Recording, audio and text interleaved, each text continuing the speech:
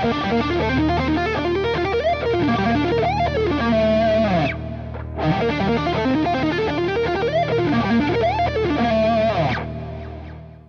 John here. Here's lick of the day number 103. This is an E-flat Lydian hybrid and sweep picking lick. If you want the tabs, you can find a link in the description or by clicking here on the screen. And once you go to that link and sign up, you will get access to all 103 licks that I've posted so far. And also, obviously, you don't need to sign up again. So once you sign up, you can just access all the licks from that page. I'm gonna play it once slowly and then break it down. We start on the A string on the 6th fret.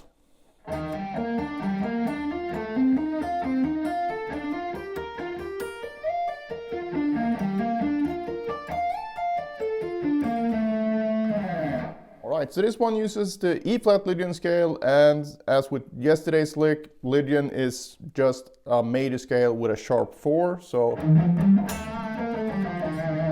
like that. And the initial hybrid picking sequence here is fairly easy to remember once you get going. I'm just going to show you the shapes first, and obviously you can check out the tabs for this, but here we go. So we have 6, 10, 8, and then 7, 10. So this is called a 2-1-2 shape. And in this case, it's an E-flat major 9th shape, because we have the 1, 3, 5, 7th, and the 9th. So that's the first shape, and then the next shape, we got this one here, starting on the 7th fret. So we got 7, 10 on the D string, then we got 8 on the G string, got 6 on the B string, and also 10 on the B string.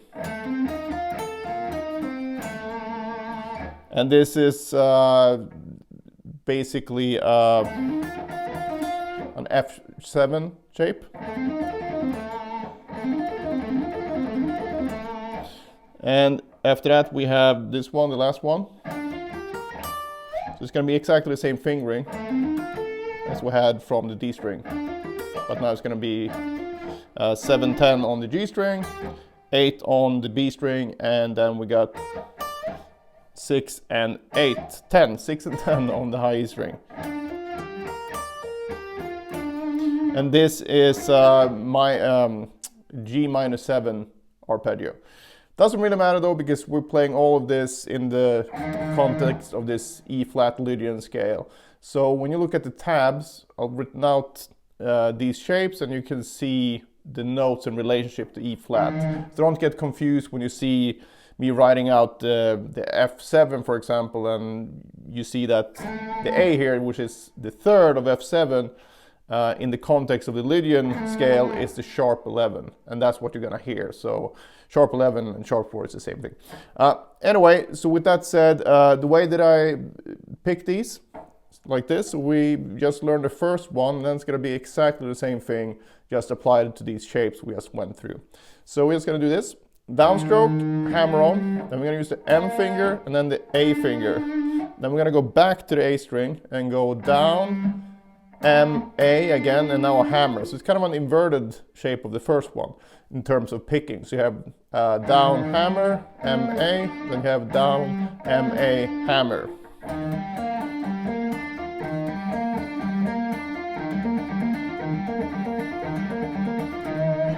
So like I said, we repeat that on each shape. So we go like this.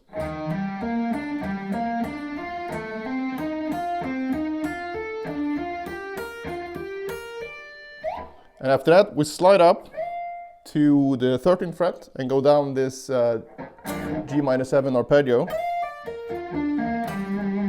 So that's going to be 13, 10 on the E string, 11 on the B, 10 on the G, 12 on the D, 13 and 10 on the A. And we're coming from this. So it's a hammer on, slide, pull off, and then up. So what I try to do is, whoops, get my pick ready here on the B string already. So as we do this pull off, I'm gonna be ready for the sweep already, instead of waiting, out in space. So anyway, so we have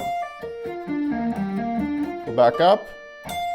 And that's gonna be, so we got up, up, up, up, down, hammer, down, down, down, down, up.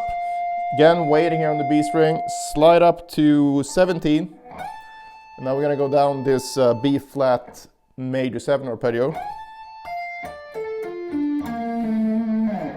That's gonna be 17, 13, 15, 14, 15, 17, 13. The way that I picked this, again, we're coming from this shape. Upstroke, slide, pull off, waiting here with my pick. Up, up, up, up, down, slide. And obviously these pick indications are gonna be optional. You can try whatever you want, but I'm just showing you what worked for me and the way that I played it in the faster version.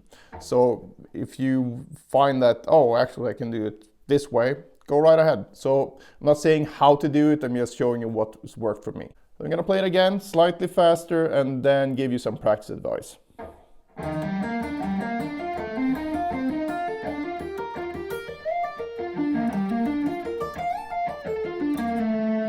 Right, practice-wise, this one is very, very good for developing your hybrid picking because it's very easy to remember. It's basically the same shapes and you get to work on almost all string groups except the lowest string group, but you can obviously add that in as well.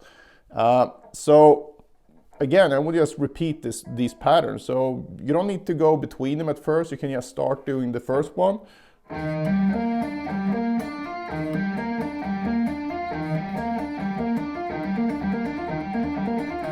And you want to make sure that you don't overdo it when you do the hybrid picked notes, because it's very easy to sort of over snap the string. So it's not chicken picking that we want, we just want this stand-in for the pick, so it's just easier to play. So you want to try to keep the dynamics as much the same as possible. So it's way easier to achieve this if you just pull back and you don't dig in too much. Another thing is when you practice this, and especially practicing it slowly, which I think you should do a lot, is to make sure to use transition time. So you want to do quick transitions and kind of a light touch in the right hand. So you don't want to be sluggish with the fingers either. You want to be more quicker and a bit lighter, and that will give you a better sound, I feel. So.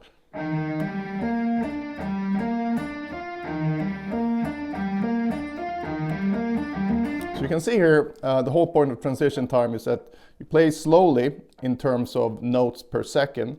So maybe you play, one note per second or one note per click at 80 BPMs or something similar. As slow as you need it to have the control. And then you make sure that the motions are as quick as possible. So.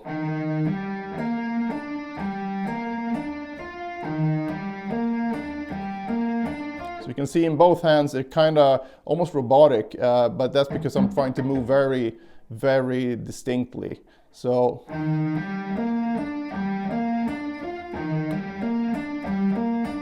And this kind of practice, why I want to do it is because it translates directly into your faster playing. So you're kind of training your fingers to move faster, but at a slow tempo. So when you speed it up,